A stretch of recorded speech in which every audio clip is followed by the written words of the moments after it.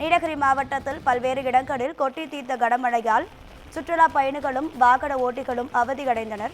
கனமழை காரணமாக சாலையில் பெருக்கெடுத்து ஓடிய மழை நீரால் வாகன ஓட்டிகளும் பொதுமக்களும் அவதியடைந்து வருகின்றனர். சுற்றுலா பயணிகள் வெளியே வர முடியாமல் அறைக்குள்ளேயே அடங்கி இருப்பதாகவும் வேதனை தெரிவித்திருக்கிறார்கள். நீலகிரி மாவட்டத்தில் கோத்தகிரி உள்ளிட்ட பல்வேறு இடங்களில் கனமழையானது கொட்டி தீர்த்துள்ளது. இது தொடர்பான கூடுதல் தகவல்களை தருவதற்காக நமது செய்தியாளர் அன்பழகன் இணைப்பில் இருக்கிறார். அன்பழகன் வணக்கம், உங்க விரிவான தகவல்களை சொல்லுங்க.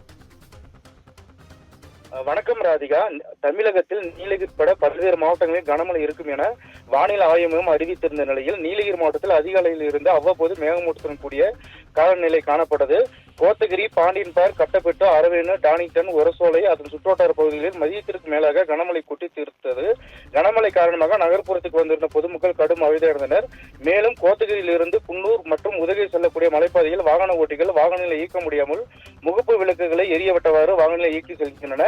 கனமழையால் சாலைகளில் மழைநீர் பெருக்கெடுத்து ஓடியது. கடந்த சில நாட்களாக வெயில் வாட்டி வந்த நிலையில் கோத்தகிரியில் 1 மணி நேரத்திற்கு மேலாக பெய்து வரும் கனமழை காரணமாக சுற்றுலா பயணிகள் வெளியே வர முடியாமல் தங்குமிடையிலே முடங்கியுள்ளனர்.